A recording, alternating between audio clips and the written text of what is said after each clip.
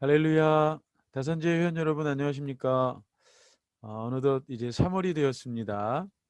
우리 이제 또 봄 날씨로 이렇게 바뀌고 있는데요. 계속 건강하시고 우리 곧 또 만나기를 소망합니다.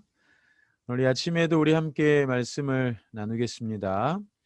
오늘은 로마서 12장 12절로 15절 말씀입니다. 로마서 12장 12절로 15절 말씀 같이 한번 읽겠습니다.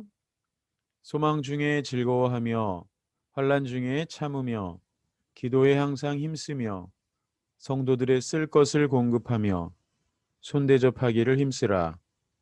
너희를 박해하는 자를 축복하라. 축복하고 저주하지 말라. 즐거워하는 자들과 함께 즐거워하고 우는 자들과 함께 울라. 아멘. 여러분 요즘 그 뉴스를 이렇게 보다 보면요. 뭐 연예계에서 또 스포츠계에서 그 학폭, 네, 학교 폭력 뭐 이런 뉴스들이 좀 심심치 않게 들려옵니다. 뭐 여러 가지 이유가 있을 수 있지만 가해자가 어떤 피해자의 그러한 상황들을 충분히 좀 공감하지 못했던 그런 또 안타까운 일들이지 않을까 싶습니다. 그래서 이렇게 뭐 어떤 분들은 또 사과하기도 하고 그래서 뭐 경기에 나오지 않겠다, 뭐 자숙하겠다, 뭐 이런 이제 뉴스들을 우리가 좀 보게 됩니다. 우리 그 뇌를 연구하는 그런 학자들에 의하면 뇌 속에 거울 뉴런이라는 것이 있다. 이렇게 이야기를 합니다. 이것은 다른 사람을 모방하거나 또 공감하는 것을 가능하게 하는 그러한 뉴런인데요. 그래서 뭐 공감 뉴런이다 이렇게도 말을 한다고 합니다. 사람을 표현하는 여러 가지 그 표현들이 있는데 그 중에 하나가 바로 이 공감하는 인간. 그래서 뭐 호모 엠파티쿠스 뭐 이렇게도 표현을 한다고 합니다.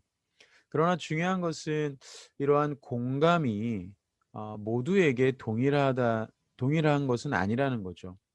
어떤 환경이나 경험이나 훈련이나 여러 가지 요소에 따라서 그 공감하는 것이 좀 다를 수 있다는 것입니다.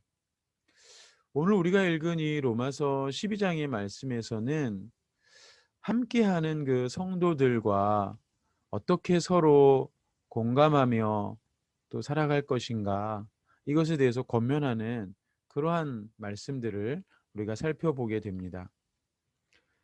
12절, 13절의 말씀에 보면 소망 중에 즐거워하며 환난 중에 참으며 기도에 항상 힘쓰며 성도들의 쓸 것을 공급하며 손 대접하기를 힘쓰라.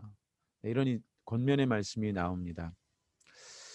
이 로마서는 그 당시의 로마 교회에게 또 보내진 편지잖아요. 그런데 이 1세기 그러니까 예수님이 그 부활하신 이후에 초대교회가 생기고 또 그 후에 사도들이 세워져 가는 이 1세기 때에 이 로마에는 참 많은 박해가 있었다고 합니다. 그래서 연구하신 분들은 뭐 로마의 10대 박해 그래가지고 그 화재로 인한 그 네로 황제의 박해를 포함해서 그런 많은 사건들이 있었다라고 이야기를 합니다. 우리가 앞에서 읽었던 이 12절 13절의 말씀 소망 중에 즐거워하며 환난 중에 참으며 기도에 항상 힘쓰며 성도들의 쓸 것을 공급하며 손 대접하기를 힘쓰라라고 하는 이 권면은 그냥 평안한 상황에서 주어진 권면은 아니었다는 것이죠.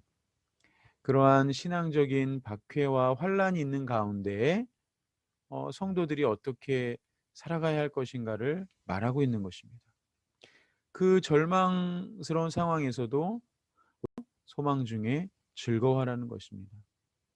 크고 작은 환란이 있지만 그것들을 참으라고 말합니다. 그리고 자신을 위해서 서로를 위해서 기도하는 일을 계속 힘쓰라고 말합니다. 뿐만 아니라 어쩌면 여유롭지 않은 성도들도 있었을 터인데 서로의 쓸 것을 공급하고 손님 대접하기를 힘쓰라는 적극적인 권면까지 하는 것을 볼 수가 있습니다. 15절에서는 즐거워하는 자들과 함께 즐거워하고 우는 자들과 함께 울라 이렇게 말하고 있습니다. 이것이 우리가 아까 처음에 잠깐 이야기 나눴던 공감이라고 하는 모습이 되겠죠. 성경에서 가장 그 공감을 잘 표현하시고 드러내신 분이 바로 예수님이시죠. 성경에 보면 예수님께서 사람들을 사랑하셔서 보여주시는 그러한 모습들이 나오는데 불쌍히 여기셨다, 측은히 여기셨다, 긍휼히 여기셨다 이러한 표현들이 나옵니다. 한 예로 마태복음 9장 36절에 보면 무리를 보시고 불쌍히 여기시니 이는 그들이 목자 없는 양과 같이 고생하며 기진함이라. 예수님을 쫓아서 여기저기로 몰려드는 그 백성들을 바라보면서 정말 목자 없는 양과 같다라고 여기시고 불쌍히 여기셨다는 거죠. 네, 우리가 그 하나님의 긍휼을 입은 사람이라는 거 여러분 알고 계십니까? 베드로전서 2장 10절에 보면 너희가 전에는 백성이 아니더니 이제는 하나님의 백성이요 전에는 긍휼을 얻지 못하였더니 이제는 긍휼을 얻은 자니라 이렇게 말씀하고 있습니다. 하나님께서 우리를 불쌍히 여기셨다는 것입니다. 그래서 하나뿐인 그 아들 예수님을 보내주셨고 우리를 하나님의 자녀 삼아 주신 것이죠. 안타깝지만 우리는 최근에 이 코로나라고 하는 만만치 않은 상황을 접하고 있습니다. 그래서 여기저기에서 안타까운 소식들이 들려집니다. 우리 다산제 회원들 중에도 아마 그런 영향들을 받는 분들이 또 계실 수 있습니다. 자, 이럴 때 우리가 어떻게 해야 될까? 오늘 이 로마서 12장의 말씀이 우리에게 도전을 주고 있습니다. 우리 또한 그 예수님께서 우리에게 보여주신 공감과 긍휼의 정신, 그 태도를 조금 더 닮아가면 좋겠습니다. 우리에게 있는 소망을 붙잡고 이 상황 가운데 참고 기도하고 또 성도와 손님을 대접하기를 힘쓰고 무엇보다도 우리 주위의 지체들과 함께 즐거워하고 함께 울어줄 수 있는 그 공감을 표현하는 그러한 우리들이 되면 참 좋겠습니다. 우리의 가정과 일터에서 공감의 말과 행동을 실천해보는 그런 3월이 되기를 소망합니다. 같이 한번 기도하겠습니다. 하나님 아버지,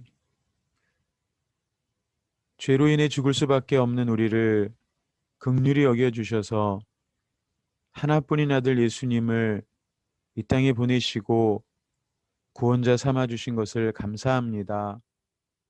우리를 향한 긍휼이 또 변함없으심을 우리가 기억하게 하시고 우리가 어렵고 힘든 것, 또 우리의 지체들이 어렵고 힘든 것, 우리 하나님 앞에 기도로 아뢰며 하나님의 도우심을 구하며 이 어려움의 때를 잘 지나기를 원합니다. 특별히 우리 다산제 회원들 중에 또 예기치 않은 어려움을 겪고 있는 그런 회원들이 있다면 우리 하나님께서 또 예비하신 은혜로 함께하여 주시고 또 새로운 길들을 열어주시고 또 극복해 갈 수 있도록 하나님 인도하여 주시옵소서. 새롭게 허락하신 이 3월 한 달 동안 우리 안에 주님이 주시는 그 긍휼이 더 풍성해지기를 원하고 그래서 함께 즐거워하고 또 함께 우는 아름다운 공동체가 될 수 있기를 원합니다. 하나님 우리 모든 다산제 회원들 어디 있든지 하나님께서 붙들어 주시고 또 강건케 하여 주시고 또 서로를 품는 그러한 공동체가 될 수 있도록 인도해 주시옵소서. 감사드리며 예수 그리스도의 이름으로 기도드립니다. 아멘. 네, 우리 회원들 서로 또 상황들을 한번 살피면서요. 우리 또 격려하시고 응원하시고 또 위로하시고 그렇게 또 3월 한 달 보냈으면 좋겠습니다. 우리 다시 뵐 때까지 건강히 지내십시오. 샬롬.